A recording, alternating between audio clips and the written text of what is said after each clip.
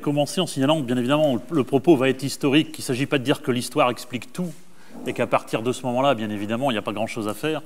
C'est justement une invitation à la lutte, au combat, et c'est pour ça que j'ai changé le titre à la lente conquête de l'enseignement. Il s'agit vraiment d'une conquête pour les filles. Donc je partirai d'un extrait de Simone de Beauvoir, Mémoire d'une jeune fille rangée, 1958, où elle raconte quelque part le début de sa scolarité. C'est les 3 premières phrases qui m'intéressent. « Demain, j'allais trahir ma classe et déjà je reniais mon sexe. » Bon. Papa disait volontiers, Simone a un cerveau d'homme, Simone est un homme, pourtant on me traitait en fille.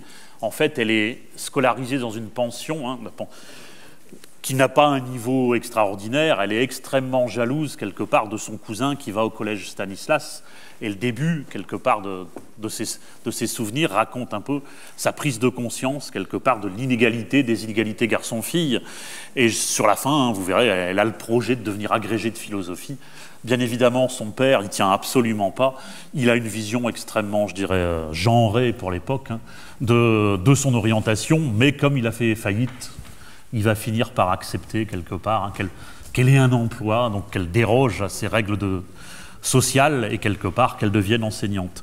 Donc mon propos est d'essayer de baliser avec vous, sans vous noyer dans ce qui concerne l'histoire, c'est-à-dire une galerie de dates monstrueuse, d'essayer de baliser un peu les progrès réalisés, mais aussi les stéréotypes qui vont naître et qui vont progressivement se développer dans ce champ de l'histoire de l'éducation des filles. Je vais volontairement arrêter avant la fin de ce qui avait été prévu, parce qu'on s'est un petit peu mis au point avec la collègue de cet après-midi. Donc il y a des choses sur les inégalités aujourd'hui qui seront traitées davantage cet après-midi dans la deuxième conférence. Donc, en point de départ, si vous voulez, situation vers 1870, l'éducation des filles au second plan. On dispose d'une enquête, l'enquête Maggiolo de 1877, c'est la première enquête qui compte les signatures, vous savez, pour essayer de voir l'alphabétisation des Français et des Françaises, avant la Révolution, au début, je dirais, du 19e siècle, et ensuite. Donc vous voyez très nettement, dès le départ, c'est mon point de départ, l'idée que, quelque part, les filles ont été beaucoup moins scolarisées, beaucoup moins alphabétisées pendant très longtemps, et qu'au moment de la Révolution française, le premier chiffre de gauche, un homme sur 2, pratiquement, c'est signé au moment du mariage, et qu'on n'est qu'à un quart des filles qui savent, quelque part, signer au moment du mariage. Et vous voyez que l'enquête Maggiolo est intéressante, parce que sa borne finale est avant 1800, avant les réformes de Jules Ferry, et on se rend compte qu'il y a quand même eu du progrès. Alors ça reste inégalitaire, bien évidemment, mais il y a quand même un progrès intéressant qui a été fait. 76,9% des hommes savent signer, et on est désormais à 67%. Donc l'idée, c'est d'essayer là aussi un peu de relativiser l'apport, quelque part, de l'école de Jules Ferry ensuite, même si j'y reviendrai après. Donc premier temps, si vous voulez, ça je ne vais pas le développer, parce que ça nous emmènerait trop loin aujourd'hui. Pas signaler qu'avant la Révolution française, il n'y a pas d'école pour les filles, comme on le voit parfois, comme ça a été parfois dit aussi au niveau de la Troisième République. Il y a trois systèmes en fait qui existent, des petites écoles liées à des congrégations religieuses pour les filles pauvres, c'est des scolarités extrêmement brèves, c'est de la moralisation essentiellement, essayer de les faire échapper à la rue, de leur donner quelque part les valeurs chrétiennes, donc des écoles de charité dans les grandes villes.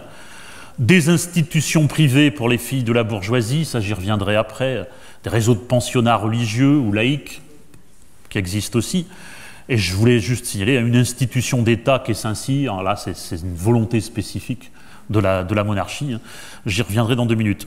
Si je devais résumer à grands traits, c'est quelque chose qui est très lié à la religion, je dirais que ce n'est pas spécifique aux filles, à l'époque c'est aussi vrai pour les garçons. Fondamentalement inabouti, c'est-à-dire que l'enseignement féminin, vous allez voir pendant bonne partie du 19e siècle, qui ne doit pratiquement pas déboucher sur des diplômes, à la différence de l'enseignement masculin. Bon. Et avec des scolarités qui sont souvent partielles. On va à l'école beaucoup plus brièvement que les garçons, et c'est vrai aussi dans les milieux bourgeois ou élitaires, où on va à l'école, on va chercher un vernis quelque part culturel avant le mariage, ou avant d'être marié. Donc si je veux entrer un peu dans le détail quand même pour illustrer le propos, il y a il y a un ouvrage qui va avoir un rôle fondamental, alors qu'on ne lit plus aujourd'hui bien évidemment, mais qui est tout le 19e siècle, et même début 20e, c'est le livre de base, quelque part, même des écoles normales, pendant longtemps. Donc c'est le livre de Fénelon, qui était archevêque de Cambrai, Traité de l'éducation des filles. Alors, il est parfois pris à contresens. Donc j'ai mis un court extrait. Rien n'est plus négligé que l'éducation des filles. Donc c'est un religieux qui fait le constat. Hein. Rien n'est plus négligé que l'éducation des filles. La coutume et le caprice des mères, ils décident souvent de tout. On suppose qu'on doit donner à ce sexe peu d'instruction. Et en tant que religieux, il va s'opposer à ça. Il va dire non, il faut aussi éduquer les filles. C'est important d'éduquer les filles parce que c'est les filles, quelque part, qui éduquent les enfants. Et donc toute sa logique, elle découle de ça. Si on les laisse à la routine habituelle, on va avoir des soucis.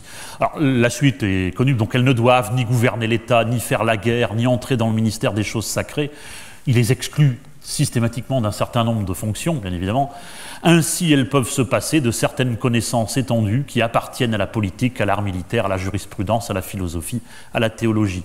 La plupart même des arts mécaniques ne leur conviennent pas. Elles sont faites pour des exercices, enfin vous voyez ce qui va arriver derrière, hein. Elles sont faites pour des exercices modérés. Leur corps, aussi bien que leur esprit, est moins fort et moins robuste. On n'imagine pas l'importance de ce texte qui va être repris systématiquement, même par les républicains au XIXe siècle. On va retrouver dans les constructions que je vous expliquerai après cette vision-là des femmes, cette vision-là des filles, plus fragiles, quelque part plus littéraires. Enfin, il va y avoir un poids énorme de ces textes.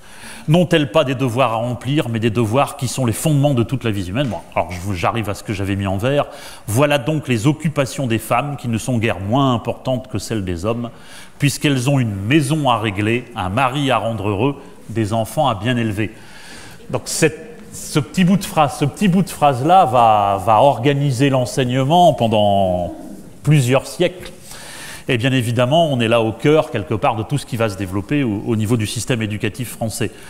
Je voulais le signaler. Alors ensuite, je vais avancer très vite au-delà de la Révolution. Je vous disais l'importance des ordres religieux. Ça sera souvent vrai pour les femmes. Donc l'ordre des Ursulines, bon, je vous ai mis un document là-dessus. Et comme je voulais essayer d'apporter des éléments en recherche, je vais vous donner systématiquement un peu les travaux qui existent sur ce champ-là. Donc la spécialiste qui a beaucoup travaillé là-dessus, c'est Martine Sonnet, hein, que vous avez là, donc sur un très bon bouquin sur l'éducation des filles au temps des Lumières, qui s'intéresse à la fois à l'enseignement populaire et à l'enseignement, je pourrais dire, élitaire. Et c'est elle qui a montré justement cet enseignement inabouti. Elle montre que, quelque part, quand les filles vont à l'école, dans une sorte de correspondance à ce qui pourrait être aujourd'hui un début de secondaire, elle a étudié les pensions, en particulier les pensions parisiennes. Et elle montre, enfin je vous ai mis les chiffres, hein, que plus de la moitié, quelque part, de ces pensionnaires, des pensions parisiennes, passent moins de 2 ans. Donc il n'y a pas de diplôme au bout, on ne va pas chercher un diplôme, quoi que ce soit. On va chercher une culture, on va chercher un approfondissement, parfois dans les arts d'agrément, en attendant le mariage. Voilà, c'est essentiellement cet élément-là. Ça rejoint tout à fait la dimension que voulait faire Fénelon. Donc là, c'est vraiment, cet ouvrage-là de synthèse est extrêmement intéressant. Hein. Si vous voulez en savoir un peu plus sur la période qu'on traite souvent beaucoup moins chez nous. Vous signalez aussi Saint-Cyr, parce que je vous faisais mention de Saint-Cyr. Alors Saint-Cyr, ça va être, peut-être on pourrait dire, c'est la première fois où l'État s'engage pour les filles. Ça sera là aussi une constante que je vous montrerai. L'État va s'engager beaucoup pour les garçons. Pour les filles, il s'engagera toujours avec retard. Il y a toujours un décalage au XIXe siècle. Donc ça, c'est lié à Louis XIV. C'est lié à Louis XIV qui, quelque part, pour les familles nobles, c'est pour les familles nobles, hein, un peu désargentées, où le père parfois a été tué dans ses combats, dans les guerres, etc. Il va créer, sur le côté de Versailles, l'institution de Saint-Cyr, qui est totalement gratuite. La scolarité est gratuite pour ces filles. Et bon, je vous ai mis la phrase qu'on retrouve tout le temps partout. Hein. Donc ça a été ouvert en 1686, à peu près 3000 élèves qui sont passés par cette institution. C'est là que Molière, c'est là que Racine, souvent sont venus tester leur comédie ou leur tragédie. Elles faisaient beaucoup de théâtre, parce que l'art, c'était bien évidemment l'art oratoire aussi, pour ces femmes de l'aristocratie. Ce qu'on dit toujours sur Saint-Cyr, hein, c'est la formule qui était utilisée à l'époque, il faut en faire d'excellentes vierges pour le cloître. Et c'est vrai qu'une bonne moitié des élèves étaient destinés au cloître, et que l'autre moitié est de pieuses mères de famille pour le monde. C'est la seule fois, je dirais, dans cette période-là où l'État intervient pour une cible précise, que sont les filles de la haute aristocratie désargentée. On crée une institution. Cette institution de Saint-Cyr il y a des choses intéressantes. Hein. En pédagogie, ils sont très novateurs. Ils mettent des groupes de niveau, enfin, elles ont des rubans dans les cheveux différents selon le niveau, elles peuvent progresser, elles font de la géographie, elles font des langues vivantes, des choses qui ne se font pas dans d'autres établissements. C'est la seule fois, quelque part, où l'État intervient pour les filles avant la Révolution. Deuxième temps, que je ne vais pas plus développer que ça non plus, j'ai repris un court extrait de Martine Sonnet, justement. Elle a l'expression « rendez-vous manqué ». Rendez-vous manqué de l'éducation des filles et des Lumières se répète à la Révolution. Je n'ai pas le temps de le traiter, ces éléments-là. C'est que tout simplement, bien évidemment, les philosophes se sont positionnés sur l'égalité. Bon. Mais quand vous prenez, j'ai mis Jean-Jacques Rousseau, Émile ou de l'éducation, bon, vous le connaissez, 1762, ouvrage majeur en pédagogie. Mais la place de Sophie dans l'Émile, elle n'est pas extraordinaire. Donc c'est pas un militant de l'égalité garçon-fille. C'est pas un militant, quelque part, de l'éducation poussée des filles. Bon. Donc c'est la compagne de l'Émile, elle est là pour le rendre heureux, point final. Bon. Donc c'est vrai qu'il y a un retard, quelque part, de nos philosophes, sauf un, j'y viens dans 2 minutes. Au niveau des Lumières, l'égalité, elle n'est quand même pas extrêmement développée. Il fallait faire un choix, donc j'ai pris Talleyrand aussi. La célèbre formule, hein, les hommes sont destinés à vivre sur le théâtre du monde, l'éducation publique leur convient, la maison paternelle vaut mieux à l'éducation des femmes. On est toujours dans cette image, quelque part, de Fénelon, qui est celle d'un rôle domestique essentiel des femmes, même s'il faut les instruire, pour qu'elles ne soient pas justement dans la reproduction d'un certain nombre de choses. Par contre, je voulais quand même vous signaler l'importance de Condorcet. Il faudrait retourner lire Condorcet assez régulièrement. C'est un des rares à signaler que c'est tellement important l'éducation, l'instruction, qu'il ne faut pas laisser la moitié quelque part de l'humanité à côté. Et il y a cette idée quelque part que l'instruction au moins primaire doit être pour les garçons et pour les filles à égalité. Donc c'est un des premiers à vraiment développer cette idée quelque part d'éducation pour les filles également. Je ne vous explique pas tout son schéma en plusieurs degrés. Plus on monte, moins les filles quelque part sont présentes. Mais il a vraiment, lui, un des rares à avoir ce souci de l'égalité des filles. Là aussi, il a bien compris que c'était les femmes qui allaient instruire les futurs citoyens, et que si on veut vraiment mettre en application la Déclaration des droits de l'homme, et du citoyen, il faudra bien, à un moment ou à un autre, faire l'éducation de ses enfants. J'ai pas mis de diapo sur les lois réellement passées pendant la Révolution, parce que là, j'allais vous perdre dans une chronologie extrêmement importante. Il y a toute une série de lois qui passent, la Canal, le Donou, enfin je passe. Les filles sont laissées de côté. Les filles sont essentiellement laissées de côté pendant la Révolution. Il y a très peu de progrès. Et la situation se dégrade même peut-être un petit peu. Parce que comme c'était beaucoup de religieuses qui faisaient cours aux filles, comme la Révolution après devient assez anticléricale, qui a conflit quelque part avec le clergé, pas mal d'institutions ont fermé. Donc la situation a même dû se dégrader, mais on manque un peu d'études pour vraiment développer ça. Donc là, je rentre vraiment dans ce que je voulais vous montrer aujourd'hui. On vous rapproche. Hein. Ce qu'il faut signaler, c'est là-dessus que je vais davantage développer, puis après sur le XXe siècle. Il y a un long désintérêt de l'État pour l'éducation des filles au XIXe siècle, et je vais le faire en 2 temps, primaire, puis après secondaire. La priorité, ce sera systématiquement les garçons. Donc l'idée qui va se dégager de ça, c'est systématiquement l'idée d'un décalage chronologique. On construit pour les filles, mais après. Et dans les communes, c'est très net. On ouvre l'école des filles quand on a ouvert celle des garçons. Quand on a encore un peu de sous en plus, c'est systématique. Ça vient après, systématiquement après. Bon. Donc je voulais pas, c'est ce que je vous dis, je voulais éviter que la conf devienne une chronologie. Vous connaissez tous la loi Guizot de 1833 qui oblige chaque commune à avoir une école.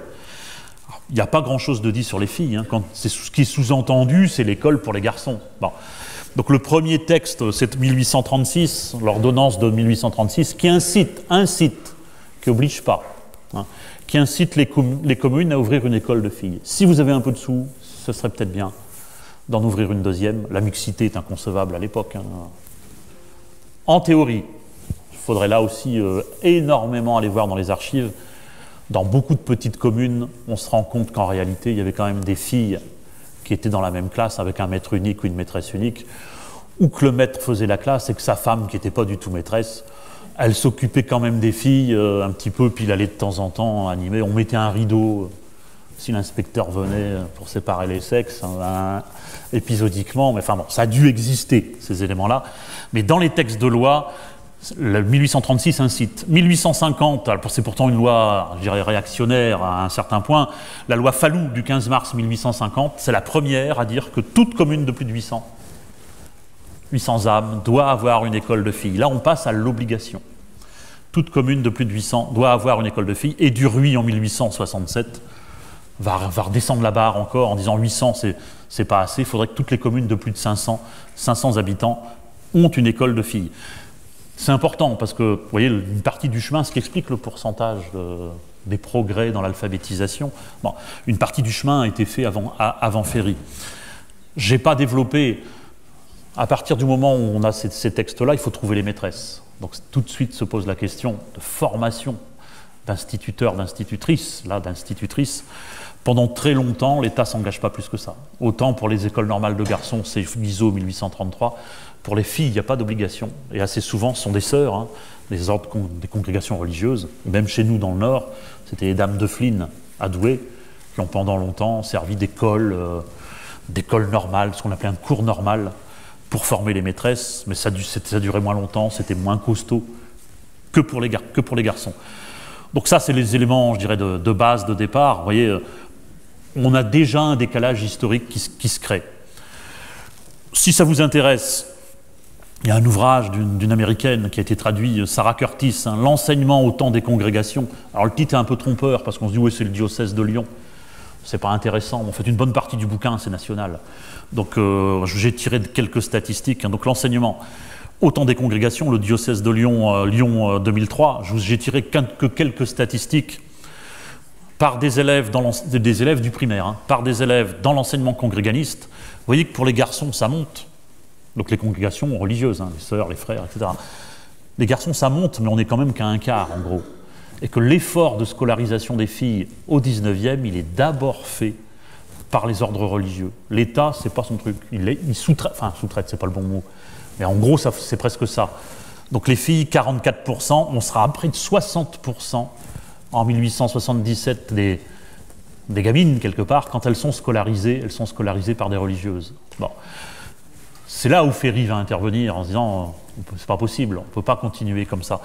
Presque 60% en 1877, donc 4 ans, 5 ans avant les lois Ferry, qui sont scolarisés dans des congrégations religieuses.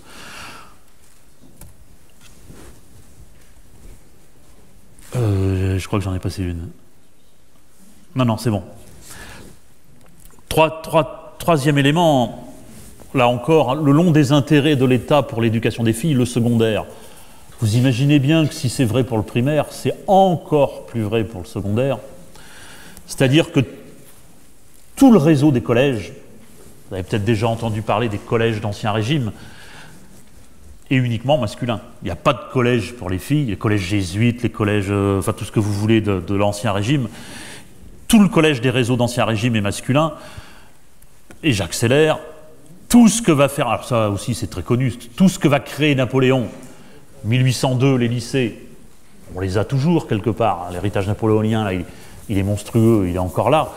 Je vous ai mis la gravure à côté, vous pouvez chercher les filles. Le lycée napoléonien, il est masculin, uniquement masculin, et il sera uniquement masculin pendant presque tout le 19e siècle. Il a besoin de cadres pour son administration, il a besoin de soldats, il a besoin de cadres pour son armée. Donc, quand on dit qu'il y a du secondaire en France, le secondaire, c'est du secondaire masculin, bien évidemment. Tout le réseau des lycées et le réseau d'en dessous, qui sont les collèges à l'époque communaux, ce sont pour les garçons. Donc, pendant longtemps, là, il n'y a rien. Là, il n'y a vraiment rien, quelque part, pour les filles, au niveau public. Donc, on ne peut pas aller au lycée quand on est une fille au 19e siècle, hein, pendant très longtemps. Donc, on a un tas de documents qui vous montrent les collégiens. Vous pouvez chercher, la seule femme qui est, c'est quelqu'un qui essaie de vendre quelques éléments. C'est vraiment une culture uniquement masculine, d'accord. Les garçons en uniforme, etc., etc., etc. Bon. Et normalement même, le lycée est interdit aux femmes, hein, pendant un certain nombre de décennies. Bon. Là, je voulais insister quand même. Donc du coup, assez souvent, quand vous lisez des ouvrages d'histoire, on se dit, il n'y a rien pour les filles. C'est pas vrai. Il n'y a pas de public pour les filles. Il n'y a pas d'établissements publics, communaux ou, je dirais, d'État. Mais j'insiste beaucoup sur ce que fait Rebecca Rogers, hein, qui est aujourd'hui à Paris 5, avec qui on travaille assez régulièrement. J'en ai mis 3, mais il y en a beaucoup d'autres, d'ouvrages qu'elle a publiés. Les Demoiselles de la Légion d'honneur, donc c'est le bouquin de 92, c'est très spécifique, c'est une institution qui existe toujours, mais là aussi où l'État intervient. Peut-être le plus intéressant, c'est celui du milieu, pour mon propos d'aujourd'hui. Donc les bourgeoises au pensionnat, en 2007, c'est pas innocent, elle est américaine, de culture américaine, donc elle partage moyennement notre culture, quelque part, extrêmement laïque. Bon, elle a quelque part un rapport au religieux qui est un petit peu différent. Et elle montre qu'on ne peut pas dire qu'il n'y a rien avant la Troisième République. Il y a beaucoup de pensions.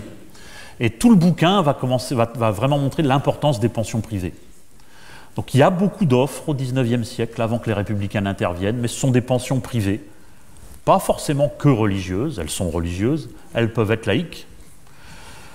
Elle montre que c'est du commerce, c'est de l'enseignement privé, ça coûte cher, ça coûte extrêmement cher, mais elle montre qu'il y a certaines choses qui tournent bien, qui sont de bonne qualité. Donc l'ouvrage est intéressant. Et le deuxième intérêt de l'ouvrage, c'est qu'elle montre, sur le XIXe siècle, bien évidemment l'image de la femme qu'il y a dans ces pensions d'institutions. On est toujours chez Fénelon, en grande partie.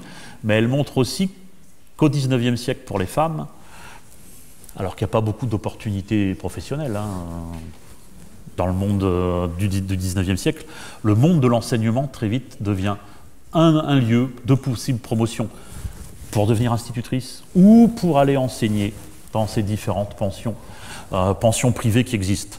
Le troisième ouvrage, je voulais le mettre parce que c'est quelque chose qui est assez facile d'accès, fortement illustré.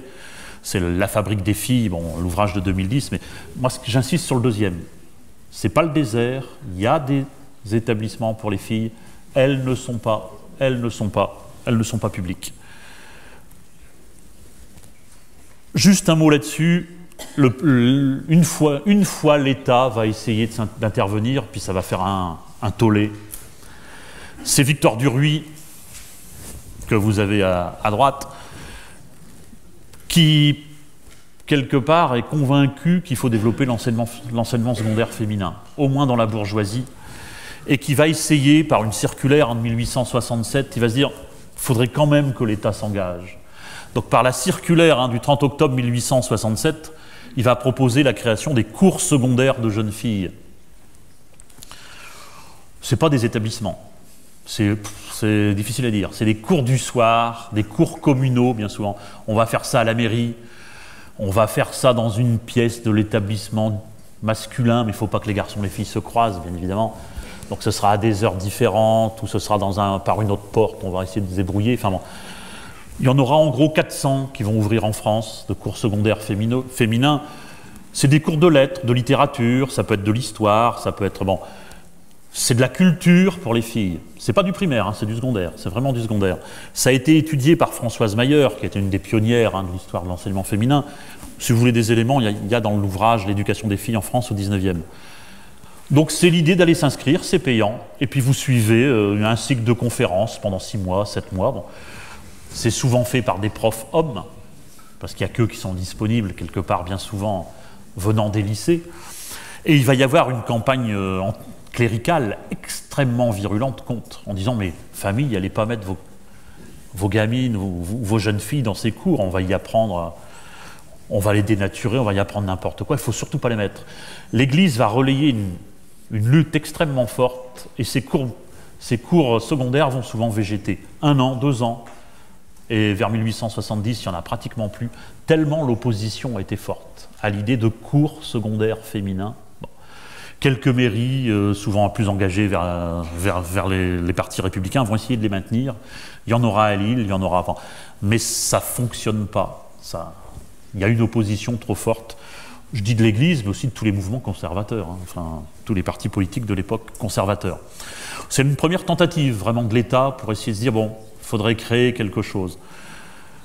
Donc du coup, voilà, ce que je voulais mettre, c'était les bases, c'était quelque part là où je commence.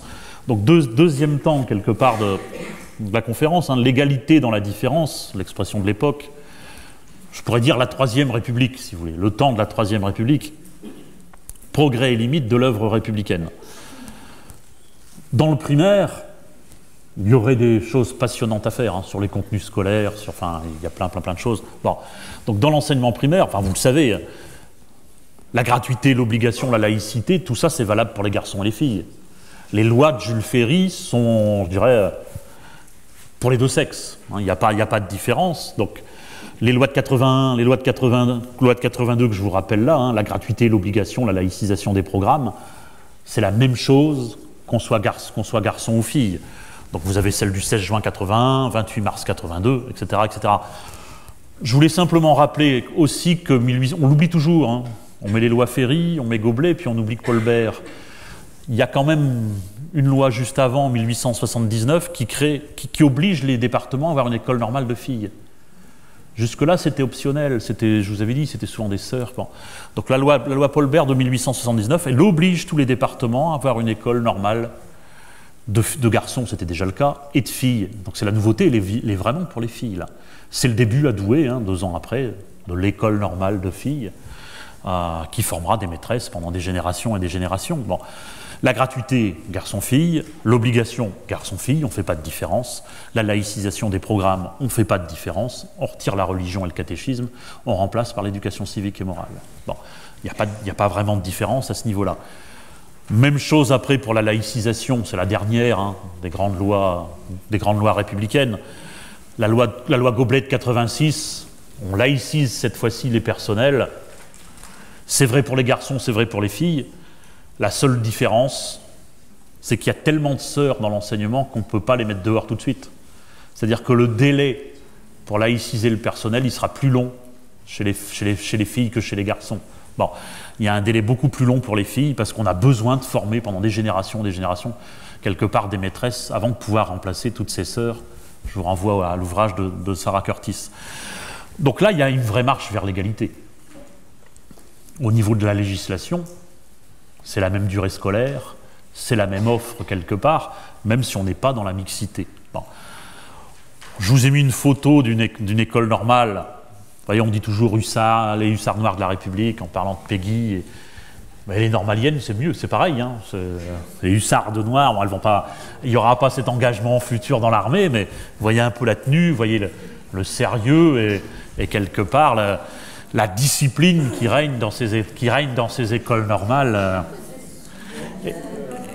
écoles normales républicaines. Donc, c'est des religieuses laïques. Elles s'engagent en éducation comme on pouvait s'engager en religion. Bon. Là aussi, bon, je ne les ai pas mis parce que je ne voulais pas allonger les éléments. Pour un certain nombre de filles de milieux populaires, classe moyenne moins, le fait de pouvoir devenir institutrice, et en particulier chez nous en Nord-Pas-de-Calais, va ouvrir des perspectives de promotion et d'indépendance à certaines filles de familles paysannes ou ouvrières. Il faudrait recreuser on a encore les registres à Douai, toutes les entrées, une par une, promotion par promotion. Il faudrait réussir à retrouver les professions depuis 1880. Je crois que ça serait extrêmement intéressant de voir où on a recruté ces normaliens et ces normaliennes. Bon. Ça, je reviens en arrière. Hop. Alors, il y a tout un champ qui est en train d'être travaillé en histoire de l'éducation. Le bouquin de Linda Clark, c'était une des premières, une historienne américaine avec qui on travaille de temps en temps, a vraiment s'occuper aussi des curricula, des contenus. Alors, je vous ai dit, les lois sont les mêmes. Ça pose la question, est-ce que les contenus sont les mêmes? Est-ce que les contenus scolaires pour les garçons et les filles sous la Troisième République sont les mêmes? Alors, on a longtemps dit, c'est totalement différent, c'est totalement différent. Les travaux, il y a des choses différentes. On insiste beaucoup pour les filles sur l'enseignement ménager. Donc, je renvoie au bouquin de Joël Lebaume, qui montre bien ces éléments-là. Il y a des éléments qu'on ne trouve pas chez les garçons. Les garçons ont des exercices militaires qui seront remplacés par les travaux d'aiguille. Donc il y a de vraies différences. Mais quand on regarde les gros blocs, finalement français, calcul, histoire, géo, on se rend compte finalement qu'on n'est pas très loin au niveau quelque part des volumes horaires entre garçons et filles. Donc le bouquin de droite des mathématiques pour les filles, le bouquin de Marie Scuvillier, c'est une thèse d'il y a 2 ans, soutenue à Amiens par Bruno Pousset. Il est intéressant le bouquin parce qu'elle montre que finalement c'est pratiquement les mêmes mathématiques. Bon, alors, les exercices sont très genrés. parce que c'est toujours quelqu'un qui va vendre des trucs au marché. Il y a peu de place pour les personnages féminins dans les exercices de maths. Mais par contre, ce qu'on demande aux filles et ce qu'on demande aux garçons dans les exercices, c'est à peu près toujours les mêmes. Hein. C'est à peu près toujours les mêmes. Et elle tord le cou aussi à l'idée que, quelque part, les filles, elles seraient mauvaises en maths. Parce que quand elle a étudié les copies de certificats d'études retrouvées sur Amiens aux archives départementales, alors, au début, c'est vrai. Mais peut-être justement parce qu'elles n'ont pas reçu l'enseignement par des maîtres, maîtresses encore bien formés. Mais plus elle va vers les années 20 et 30, plus l'écart entre garçons et filles en mathématiques, en calcul, il se réduit. Elles réussissent à être pratiquement dans les mêmes règles, dans les mêmes résultats. Donc vous voyez, il y a tout ce champ-là qui mériterait d'être travaillé. Mais les manuels d'histoire, ce qu'on dit aux filles en histoire, ce qu'on dit aux garçons en histoire, c'est à peu près la même chose. L'éducation civique et morale, bien évidemment, là, il y a des différences, mais l'éducation morale, elle est pratiquement la même. J'en ai mis 3, il faudrait creuser en français, il faudrait creuser, il y a plein de choses. Il y a des collections de manuels aussi dans les musées qui mériteraient des mémoires intéressants, je pense, pour aller voir un peu ce qui était genré dans les représentations. Il y a bien évidemment une représentation genrée de l'histoire de France. Enfin, je ne vais pas rentrer dans le détail. Vous regardez les reines, quand les reines sont au pouvoir, ça ne va pas, c'est les régences, c'est la catastrophe. Il y a Jeanne d'Arc, elle n'a pas trop bien fini. Enfin, la place des filles dans les manuels d'histoire, ils sont très masculins. Hein. Mais c'est intéressant. C'est intéressant. Bon, ça c'est fait. 12 types d'images qui vont durer pendant longtemps. Les garçons d'un côté, les filles de l'autre. Bon là, il y a une sorte de clôture, mais souvent c'est carrément un mur avec deux cours de récréation. Ouais, je vois que ça tourne, donc je vais me dépêcher. Donc dans l'enseignement secondaire, là aussi la Troisième République va créer. La Troisième République va créer les collèges et lycées de jeunes filles. Donc c'est une avancée majeure. Je vous ai dit, il n'y avait pas de public. C'était que des pensions privées. Alors je vous ai mis l'historienne, malheureusement décédée, mais qui avait beaucoup l'ouvrage, il faut le lire. Enfin, on ne fera jamais mieux au niveau de. Donc c'est Françoise Mayer. Alors sa couverture est très très simple, hein, c'est 2 mains sur un fond. J'ai même dû rendre le fond, il est blanc le fond, donc on ne voit rien. L'enseignement secondaire des jeunes filles sous la Troisième République, c'est une merveille cet ouvrage-là. C'est assez gros, mais bon. Elle explique toute la création, quelque part, par la loi Camille C, hein, du 21 décembre 1880, des collèges et lycées de jeunes filles. Et là, on est au cœur, quelque part, de la logique d'aujourd'hui. C'est-à-dire qu'on va être bien dans l'égalité. C'est un vrai progrès dans l'égalité. Il n'y avait pas d'offre, mais dans la différence. C'est-à-dire qu'on reprend Fénelon, on reprend les textes de Fénelon, et on crée un enseignement qui va être différent. Alors je vous ai dit, ce n'est pas l'histoire qui explique tout, mais il y a là un décrochage qui va s'opérer et qui va durer très très très très très longtemps. Donc là, vous avez la photo de Camille C. Bon, elle explique en détail tous les débats à la Chambre des députés. Elle explique, voilà, faut aller doucement quand même avec les filles. Est-ce qu'on va les mettre en internat comme les garçons? Enfin, il y a des débats intéressants sur la coupure avec la mère. Est-ce qu'il faut pas? Enfin, la loi impose pas l'internat, alors que pour les garçons, c'était pas imposé non plus, mais c'était très très fréquent. Je vous invite à vraiment regarder ce qu'elle a écrit là-dessus. Et là, il y a toute une partie en fait qui est sur les enseignantes du secondaire. Là, c'est un nouveau métier qui se crée. Et on retrouve la même chose. Les enseignantes du secondaire, ça va devenir vraiment un challenge de pouvoir avoir les concours qu'on va créer avec des perspectives d'indépendance personnelle, une marche vers l'égalité extrêmement forte. Seulement tout de suite, je casse un peu les faits, c'est-à-dire que ce qu'on trouve dans les textes à l'époque, hein, ça va être un enseignement conforme à la nature féminine. Ils savaient très bien ce qu'ils mettaient derrière. Hein, donc il ne faut pas faire des républicains de 1880 des partisans de l'égalité des sexes, bien évidemment, tel qu'aujourd'hui. Quand on regarde la création de Camille C, je vous en ai pointé quelques-unes, il y en a d'autres. Hein, il n'y a que 5 ans d'études. Dès le départ, il y a 5 ans d'études et pas 7. Bon. Je rappelle qu'un lycée, normalement, il entre en 6e hein, au 19e siècle. Pour ça, je fais 7 ans. 6e, 5e, 4e, 3e, seconde, première, terminale. Il manque 2 ans. Donc à partir de ce moment-là, il n'est pas question d'aller au bac. Le lycée de 1880, il ne mène pas au bac. Et on crée deux diplômes, un brevet de capacité qui ne vaut pas grand-chose, il faut dire clairement, et un diplôme de fin d'études secondaires qui vaut un petit peu plus, mais pas beaucoup. C'est pas avec ça que vous trouverez vraiment du boulot, et c'est pas, surtout pas avec ça que vous pouvez aller à l'université. Depuis 1802, et encore aujourd'hui, pour entrer à la fac, il faut le bac. Bon. On ne le prépare pas dans le lycée de jeunes filles, je vais y venir après, assez rapidement. Il n'y a pas de philo, c'est pas pour les filles. Bon.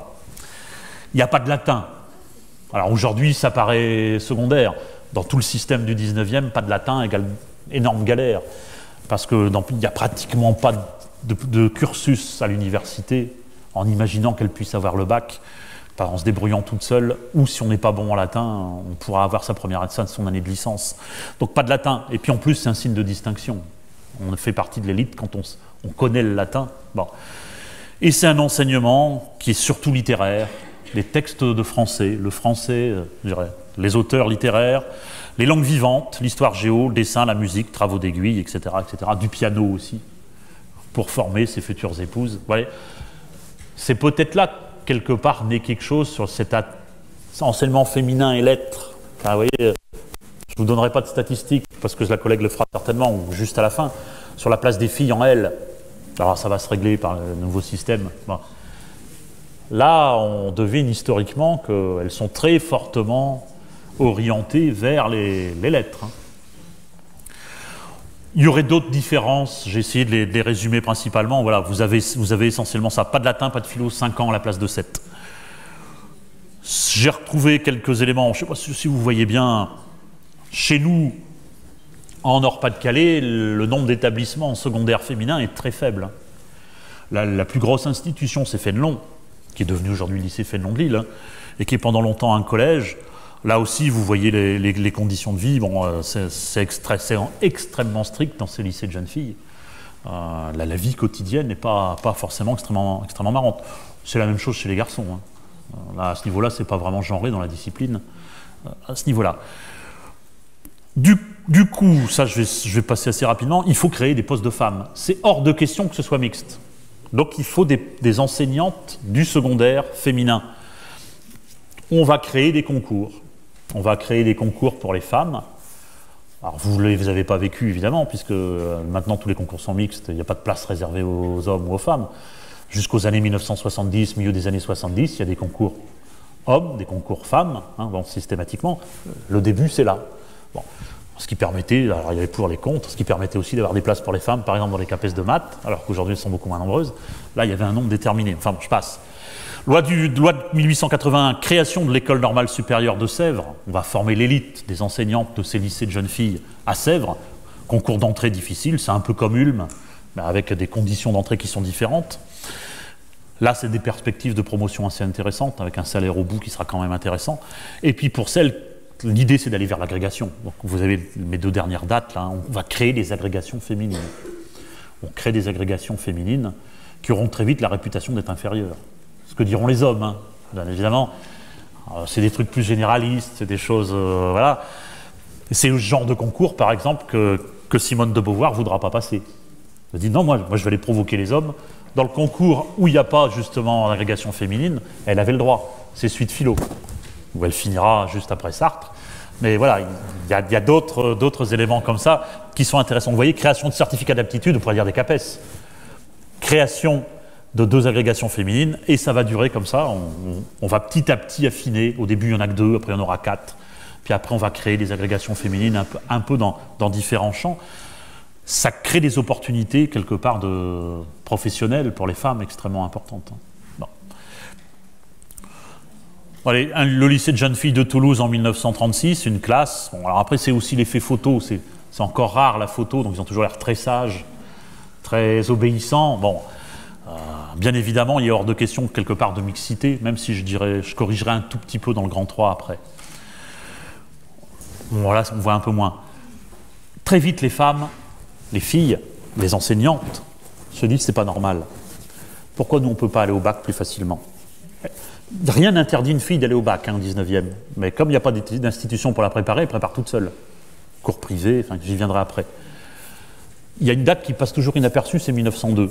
Il va y avoir une grande réforme des programmes, des études en 1902 du secondaire, en mai 1902. C'est le début des séries au baccalauréat. C'est là où on crée les séries de baccalauréat. Bon. Il y en a 4 à l'époque, A, B, C, D, je passe sur le détail. Ce qui est intéressant, c'est la série D, qui est une nouvelle série. Et dans la série D en 1902, il n'y a pas de latin. Donc pour celles qui étaient dans ces collèges et lycées de jeunes filles, ça peut devenir intéressant, parce qu'on va pouvoir aller au bac sans avoir suivi quelque part ces enseignements de latin. Donc c'est la série D sans latin, mais on aura le bac quand même. Et du coup, comme on a le bac, on peut aller à l'université. Bon. Mais ça ne suffit pas aux enseignantes. Il faudrait que je puisse vous développer le fait que les enseignantes du secondaire, elles sont souvent quand même assez nombreuses à militer dans des associations féministes. Enfin, il y aurait tout un topo à faire haut versant, je dirais lien avec la société civile, hein, qui serait extrêmement intéressant.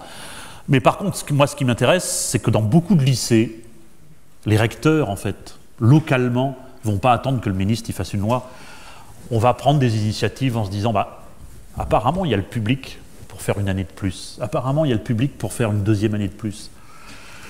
Si j'ai le public, j'aurai l'argent, puisque tout ça c'est payant évidemment, ouvrons une année supplémentaire. Donc dans beaucoup de villes, les grosses villes, Toulouse, Lille, etc., avant 1924, souvent vers 1905, 1907, on ouvre une année, 2 années de plus. Et là on arrive à 7 ans aussi. Et si on met dedans du latin, ça va ouvrir les possibilités de bacheliers, de bachelières. Nous, chez nous, c'est Georges Lyon. Le recteur Georges Lyon va jouer un très grand rôle, il est très attentif au développement de l'enseignement féminin. Il dit oui tout de suite, à Fénelon et à d'autres, au collège de Cambrai, pour ouvrir 1 an, 2 ans de plus, avec latin. Et puis on peut mener les filles au bac. On voit le nombre de bachelières petit à petit commencer à augmenter. Et le texte officiel, c'est la fin de la thèse de Françoise Mayer, hein, c'est 1924. Là, on identifie les 2 enseignements. Là, c'est niveau national, texte de loi, hein, décret Léon Bérard, 25 mars 1925, identification du masculin et du féminin. Le but, c'est d'aller au bac. Ce sera les mêmes programmes, sauf quelques petits éléments de changement. Donc, vous voyez comment, progressivement, là, quelque part, la pratique a devancé la loi assez souvent, puisqu'il faut attendre 1924. Et la thèse majeure de Françoise Mayer s'arrête là, hein, en 1924, quand le texte est pris. J'avance un petit peu, même si je ne dois pas faire grand 3 en grande partie. Je me suis posé la question de l'enseignement supérieur. Ça n'a jamais été interdit à une femme de faire des études dans l'enseignement supérieur. C'était pas bien vu, mais il n'y avait pas un texte qui disait les femmes sont interdites. Bon.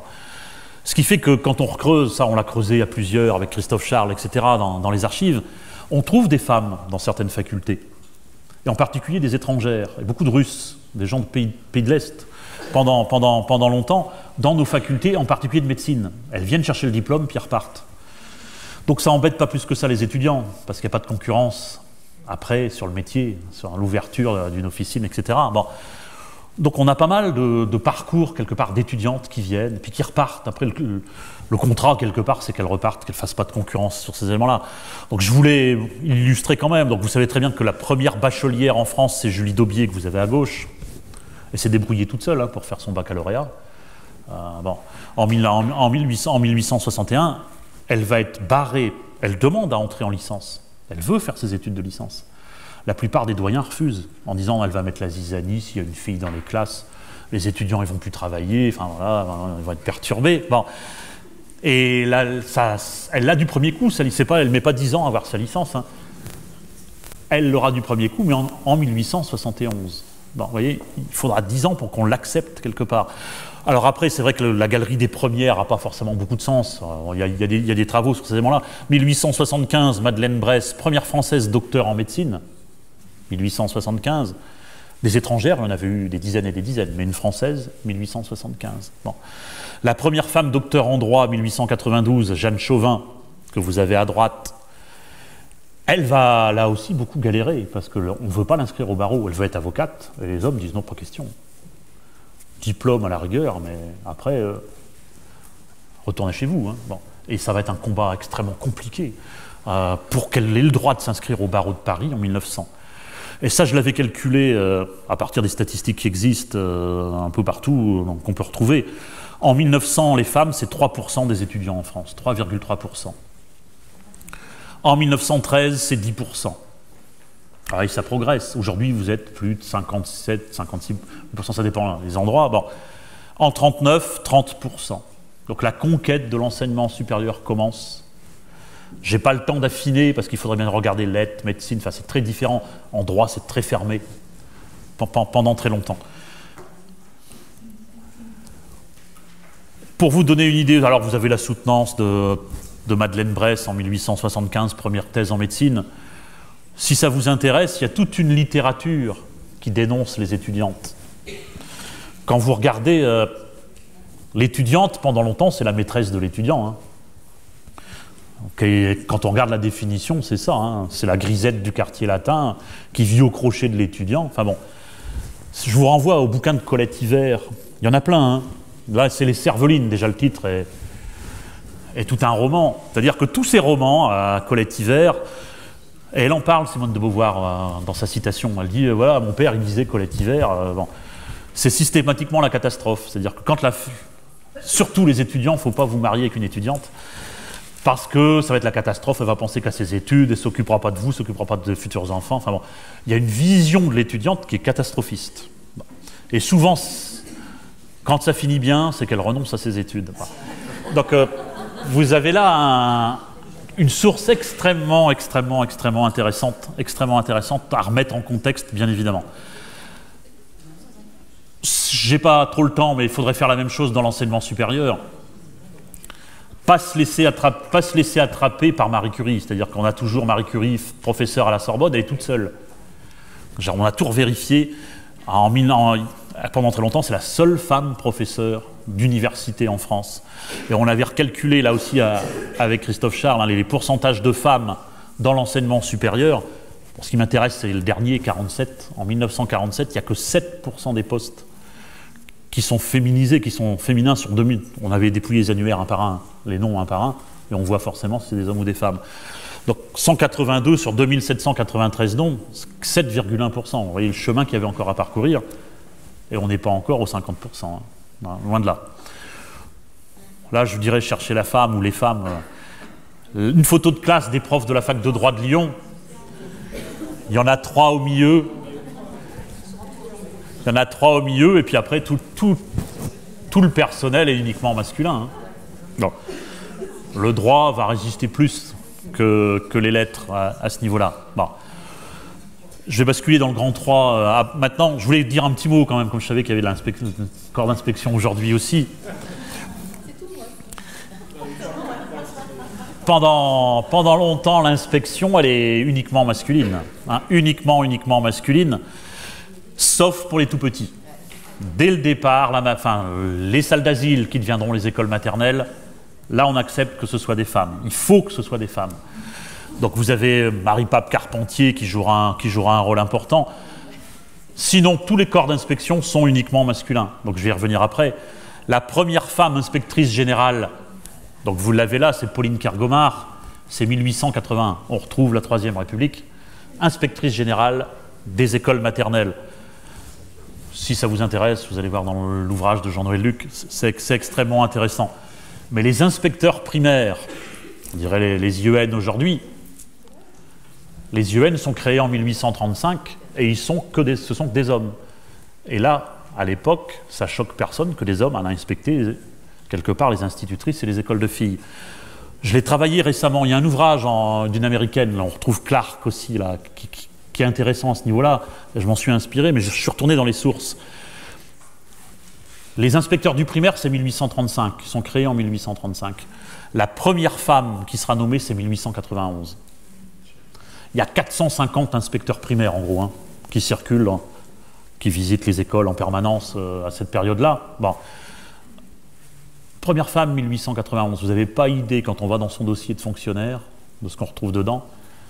Le ministre lui-même essaie d'établir son service pour pas que ça chauffe avec ses collègues avec qui il va devoir partager la circonscription. Enfin, ça va jusque là-haut, pour pouvoir, quelque part, alors, essayer de faire en sorte que ça se passe bien. Et elles ne seront que, j'en ai repéré moi 8, jusqu'en 1914. Il n'y a que 8 dossiers concernant des femmes inspectrices du primaire. Donc je vous ai mis les pourcentages. 0,06% des inspecteurs primaires en 1913. 2015, moi j'ai trouvé 48%. Ça a encore un petit peu monté, mais je crois qu'on n'est pas encore à 50%. L'article en anglais est extrêmement intéressant là-dessus pour voir les difficultés qu'elle rencontre. Ça, je vais accélérer là-dessus. Moi, je les ai retrouvés, on a leur dossier aux Archives nationales, c'est extrêmement intéressant. C'est des combattantes, elles ont un des parcours extrêmement intéressants. Il faut voir ce qu'elles se prennent dans la figure quand elles vont en visite. Hein. Vous verrez rien, mais je voulais quand même... J'étais très déçu par le bonhomme. Édouard Petit, c'est le grand chef de l'éducation populaire en France à fin 19e. C'est lui qui veut développer l'instruction entre 13 et 18 ans pour ceux qui ont fini l'école. Donc figure avancée pour l'éducation. Et dans l'école moderne, il y a des textes terribles contre les inspectrices. Donc Madame l'inspectrice se prononcera sur la valeur d'une institutrice et en connaissance de cause, car on sait sa science, sa supériorité. Elle a son certificat. Un parchemin, c'est chose sacro-sainte. Qui ne respecte pas la vertu d'un parchemin officiel. Un parchemin prouve que la théorie est sue, enfin, etc., etc., etc. On a toutes sortes de garanties contre la rédaction d'un rapport où Madame l'inspectrice impute à crime l'application de principes mal compris par elle. L'amour du détail, une femme ça pinaille. Hein. La recherche de la petite bête, le désir de tatillonner, la manie d'étaler son savoir, l'excès direct... Enfin, je vous laisse lire tous ces éléments-là. Ça donne quand même beaucoup à réfléchir sur les stéréotypes. Le texte est extrêmement riche. Hein. Vous avez la fin, on retrouve une phrase qui a été dite il n'y a pas tellement longtemps. Et pendant qu'elle va sillonner les routes, je rappelle qu'au 19e, c'est un cauchemar, l'inspection. Hein. Vous allez dans toutes les petites écoles reculées. Bon, vous êtes sur les routes en permanence. Qui va s'occuper des enfants pendant qu'elle fera... Enfin, vous voyez, bon, faut imaginer ça au niveau éducatif. Il y a là des choses extrêmement intéressantes. Je vais terminer en 5 minutes, 5-10 minutes. Bien évidemment, après 45, c'est là où les progrès majeurs vont se développer. Donc d'importants progrès vers l'égalité dans le second XXe siècle. C'est là où je ne veux pas trop mordre sur ce qui sera dit cet après-midi. Donc le grand C, je ne vais pas le faire. C'est vrai que vous prenez tous les ouvrages de sociologie, on insiste beaucoup sur les progrès après 1945 et surtout après 1960. On trouve quand même encore beaucoup dans la presse pédagogique et dans les ouvrages pédagogiques des visions assez genrées. Répartition des rôles, hein. Vous avez la femme qui est en train de donner à manger aux animaux, puis pendant ce temps-là, l'homme s'occupe du tracteur. Enfin, c'était très net dans ces éléments-là, mais il y a beaucoup de choses qui sont encore là. Ce qui me semble important... Alors la publicité était intéressante aussi bon, c'était quand même des pubs pour des protège-cahiers, hein. Donc c'était diffusé dans les écoles. Ce qui va être fondamental, et je finirai après avec ça, ça va être bien évidemment l'idée qu'il faut désormais démocratiser l'accès aux études secondaires aussi, hein. Et ça va être la mise en place de la mixité. Donc on retrouve bien évidemment Rebecca Rogers avec son bouquin sur la mixité. C'est plus compliqué qu'on ne pense, la mixité, parce qu'il n'y a pas une date. C'est très compliqué. C'est quelque chose qui se fait progressivement, la mixité scolaire. Je vous ai dit tout à l'heure, je pense qu'il y avait des classes mixtes au XIXe siècle. Elles étaient officiellement interdites, mais on ne pouvait pas faire autrement. Bon. Dès 1924, quand il n'y a pas de lycée de jeunes filles à proximité, il y a des filles qu'on retrouvera dans les lycées de garçons. Il y a déjà des filles dans les lycées de garçons. Dans certains départements où l'offre scolaire n'est pas riche, on va accepter, le ministère va dire, bon bah oui, elles veulent le bac, elles veulent passer le baccalauréat. Il faut faire 200-250 km pour avoir le premier lycée de filles, bah, on va accepter qu'elles y aillent. Donc on retrouve tout un tas de circulaires, j'en ai pris une, mais sur beaucoup d'autres, hein, en 1924, qui autorise les filles à suivre les cours des classes de préparation au baccalauréat dans les lycées de garçons, s'il n'y en a pas à proximité. Et ensuite, après 1945, on retrouve tout un tas de circulaires, 1957, hein, qui recommandent la mixité dans le secondaire, une circulaire de 65 sur toutes les écoles primaires qui vont ouvrir seront désormais systématiquement mixtes. La circulaire de 69, juste après mai 68, qui dit au recteur allez, il faut accélérer les choses, les familles sont d'accord, il n'y a plus de raison d'être aussi frileux à ce niveau-là. Puis je vous ai mis quelques chiffres, hein, 30% des classes qui étaient mixtes vers 1958, elles le seront presque toutes en 70. Et pour les collèges et lycées, ce sera un petit peu plus long. Bon. À ce niveau-là. Seulement, ce qu'on pense au ministère, c'est que passer à la mixité va créer de fait l'égalité. Parce que ça devient mixte, ça sera systématiquement... Bon, et ça ne va pas être si simple. Donc comment passer de la mixité à l'égalité, c'est tout l'enjeu, quelque part, qui depuis ce temps-là, dure. Donc le reste, je gagne du temps, je vous le projette pas. On va retrouver exactement la même chose. C'est-à-dire que progressivement, quand on va dire que tous les gamins doivent faire des études au collège, tous les gamins doivent faire des études au lycée, ça sera systématiquement mixte dans les nouveaux établissements qui vont s'ouvrir. Donc 59, la réforme Berthoin, les établissements doivent devenir mixtes normalement. Hein. Dans la réforme Berthoin, on passe à 16 ans. Tout le monde ira jusqu'à 16 ans. Les établissements qui doivent ouvrir doivent être mixtes. Voilà, c'est plus connu. La réforme Fouché de 63, on crée les CES, collèges d'enseignement secondaire. Les CES doivent être mixtes. Hors de question de reséparer. Enfin, ces éléments-là sont plus connus. J'ai gardé des éléments qui n'ont pas intérêt aujourd'hui sur les 3 filières. Je ne vais pas le développer plus. Donc les collèges deviennent mixtes. Le collège Habit 75, il est mixte du départ. Donc évidemment. Et on pense que la mixité permettra l'égalité. Je dirais logiquement, en mettant les garçons et les filles ensemble, les différences vont s'en aller. Ce qui n'était pas si évident parce qu'on retrouve sur le chemin les stéréotypes, justement. Hein, voilà. Alors là, c'est des photos scolaires qui vont changer. C'est-à-dire qu'on va retrouver cette mixité scolaire qu'on retrouve là, par exemple, après, en 78. Alors maintenant, c'est les garçons qui ont les cheveux longs et les filles parfois les cheveux courts. On est dans la période des années 70 où progressivement, ces éléments-là vont se développer. Ça continue dans tout ce qui va être lié à Lionel Jospin, 85-89. Aller au collège, c'est pas suffisant. Aller encore une marche, on va vers le lycée. C'est systématiquement mixte, etc. Donc le système va être parcouru par les filles progressivement comme par les garçons. Le pourcentage de classe d'âge au baccalauréat, vous le connaissez, 11,3% en 60, 78,8% en 2016. C'est en particulier vrai parce que c'est les filles aussi qu'on a envoyées vers le baccalauréat davantage. Donc c'est bien évident que ces éléments-là sont fondamentaux. Je voulais insister sur les 2 bouquins des sociologues, Baudelot et Stablé, Allez les filles, Quoi de neuf chez les filles, sont quand même intéressants aussi pour aller voir un peu tous ces progrès du XXe siècle, ou celui de Pierre Merle sur la démocratisation de l'enseignement, où il essaie de voir justement un peu les progrès réalisés par les filles. Ce que vous disiez tout à l'heure, c'est-à-dire que quelques chiffres qui montrent les progrès, les garçons sont plus en SECPA que les filles, donc ça c'est les chiffres tirés des rapports ministériels 2017-2018. Les filles réussissent mieux au DNB que les garçons, ce que vous disiez tout à l'heure, 90,7, 83,8 pour les garçons. Les filles réussissent mieux au baccalauréat, donc 90,6, 85 pour les garçons. Bon, voyez, on a inversé tout ce que je voulais vous montrer, tout ce que je vous avais montré au 19e siècle. Même topo, et j'arrêterai là.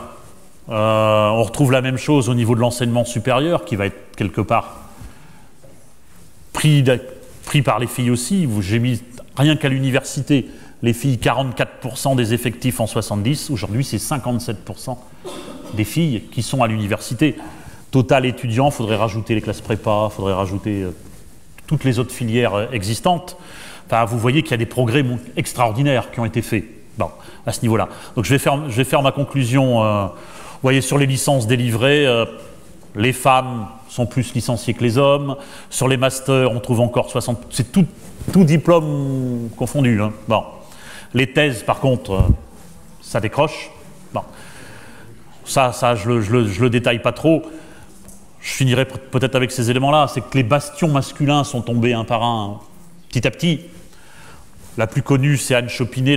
La première fois où on ouvre Polytechnique aux femmes, les hommes avaient beaucoup résisté. Il y aura 7 lauréates, et la majeure est femme. Donc on la voit là sur la photo, la seule en jupe sur la corporation entière, la promotion entière.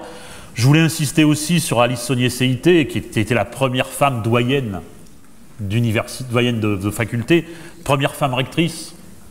Aujourd'hui, il y a 14 femmes pour 15 hommes, quand on prend les recteurs. Bon. Et Yvette Chassagne, première préfète. Bon, tout ça, je ne développe pas. Je finis avec ça, dire que si ça vous intéresse, c'est travailler, fortement travailler aussi ces éléments-là. Les femmes de pouvoir, le bouquin est extrêmement intéressant. voir comment ça progresse, mais comment ça résiste aussi. Hein. Encore, et celui qu'avait dirigé Rebecca Rogers aussi, hein, les femmes dans le monde académique, qui est moins connu, mais qui est extrêmement intéressant aussi, pour voir un peu les portes qui restent quand même, pas fermées, mais entrouvertes, juste entrouvertes.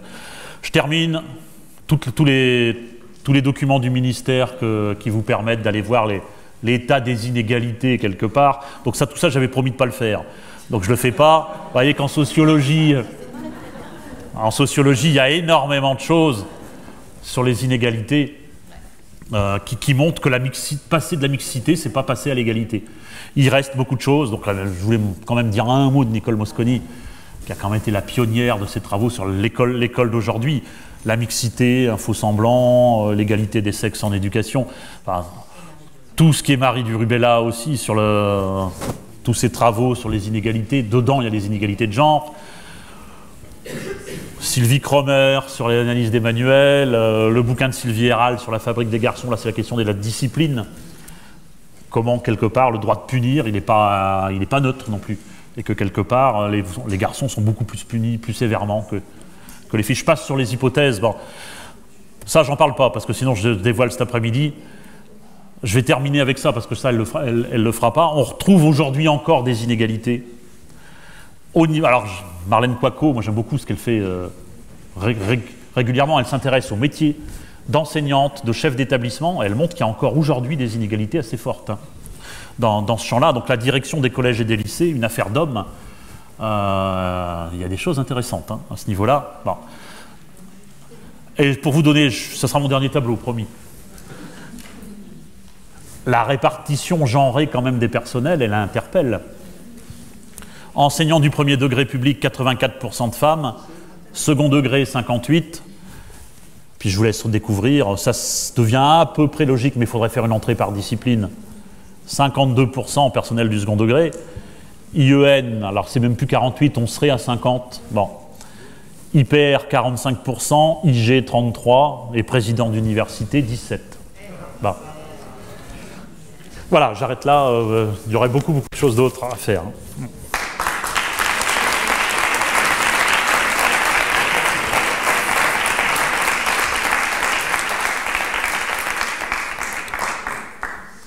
Si vous avez des questions. Merci beaucoup.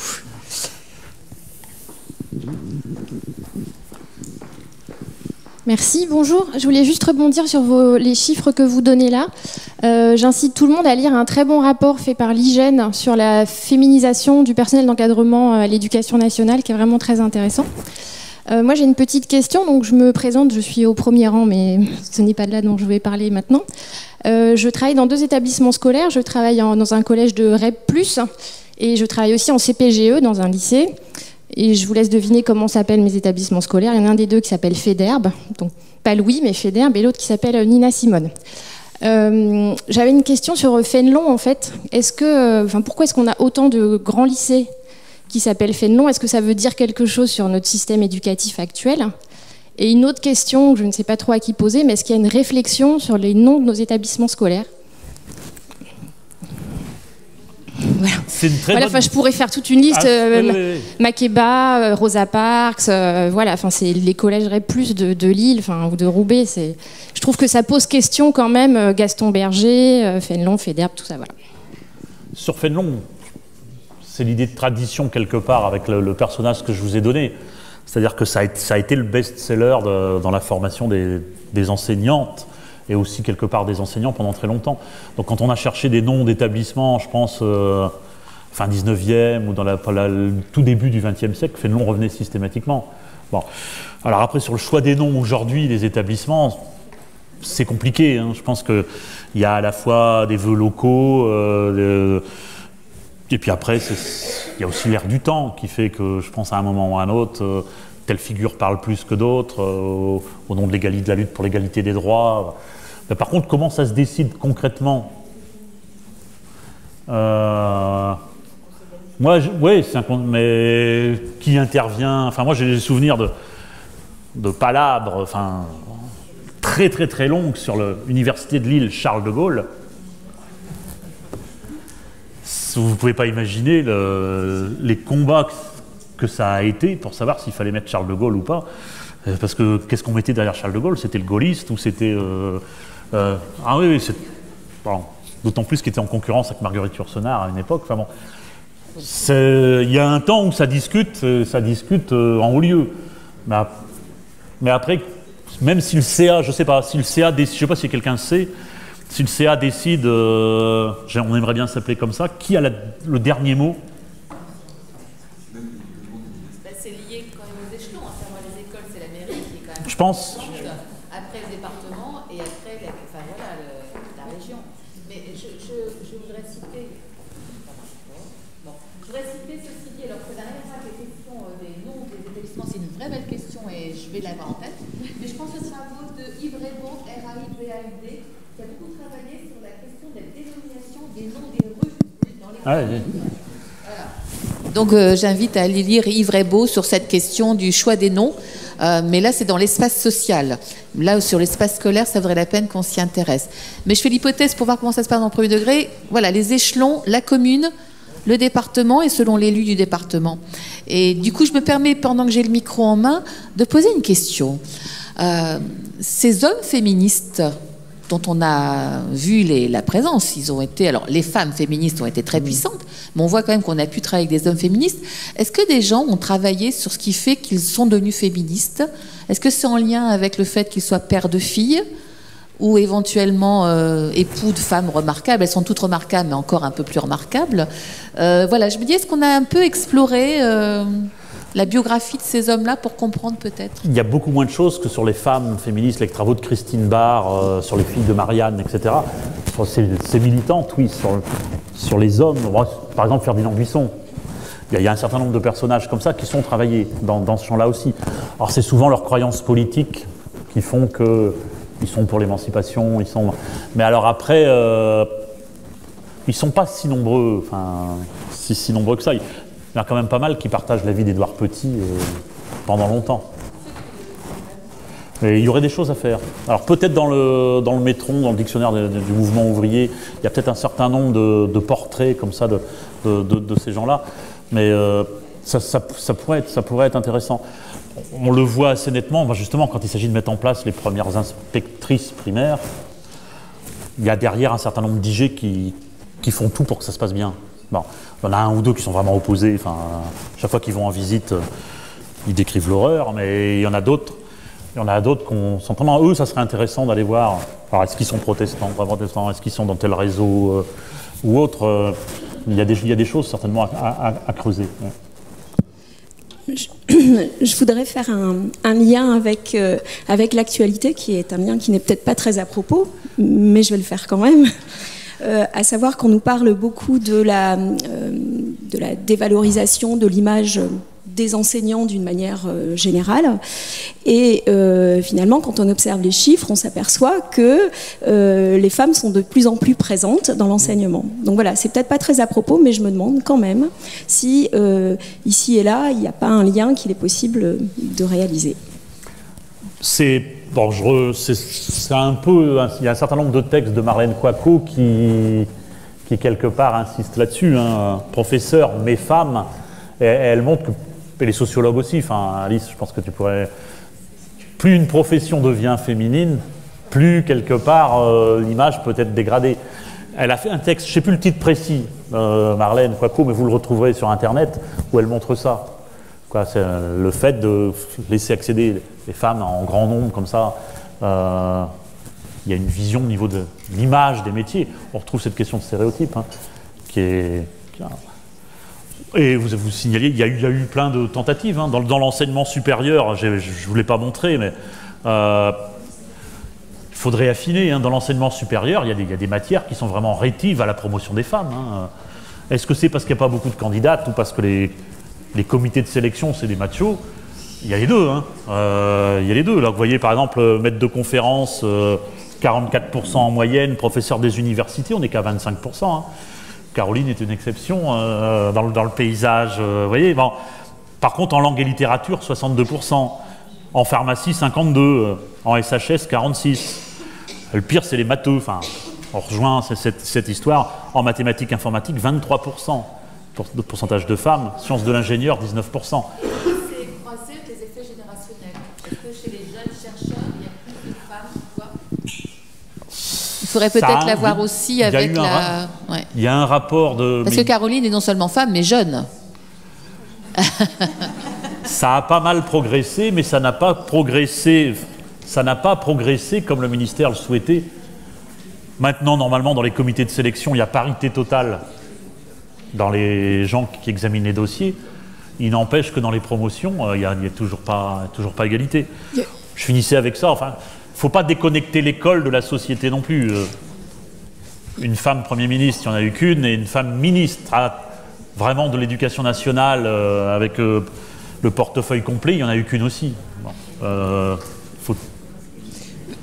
Non, il y a juste une étude de Pascal Huguet qui vient de sortir sur justement le Conseil national des universités, celui qui permet la promotion des enseignants-chercheurs et qui effectivement a montré l'effet des stéréotypes dans le cadre de ces commissions et pour lequel du coup il se pose la question de comment contrecarrer, parce que c'est pas parce que effectivement il y a la mixité et que donc dans ces commissions il y a des femmes que les stéréotypes ne s'opèrent pas également pour elles et pour lequel les processus de discrimination se retrouvent également dans ces commissions mixtes. Je pense que même chez les chefs d'établissement, alors j'ai plus tous les chiffres en tête, il y a beaucoup plus de femmes adjointes que d'adjoints et il y a moins de femmes proviseurs que principales. Enfin, il y a encore... Voilà. Parfait. Alors, une dernière question, je vous propose.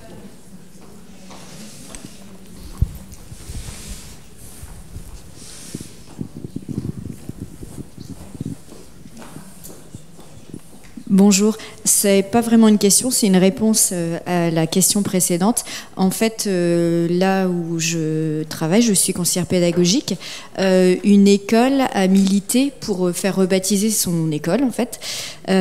Donc, l'école s'appelait, du temps où c'était séparé filles, garçons, Marie Curie, et de l'autre côté, Pierre Curie. Au moment de la mixité, il y a eu fusion des deux écoles et l'école a été rebaptisée Pierre Curie. Et donc, quand l'école qui a été sensibilisée à l'égalité filles-garçons a su que le nom de Marie Curie avait été perdu, tout un travail a été fait de partenariat avec la mairie, les différents collègues de l'école, et ils ont réussi à faire rebaptiser l'école Marie et Pierre Curie. Voilà, donc ça peut se faire. C'est intéressant parce que les opposants à la présence de Marie Curie à la Sorbonne, longtemps disaient Madame Pierre Curie, pour lui rappeler que son poste ne le devait qu'à l'accident de son mari. Enfin bon, c'était... Parfait. Après, le choix des noms, c'est compliqué aussi. Moi, je me souviens d'une salle au rectorat qui s'appelait la salle Georges Hardy, je ne sais pas si vous avez connu. Et en fait, quand on a travaillé, quand j'avais travaillé en particulier sur les recteurs, on s'est aperçu qu'il avait pas mal collaboré pendant la Seconde Guerre mondiale. Donc maintenant, c'est la salle Châtelet. Donc... Ah non. Parfait, merci beaucoup.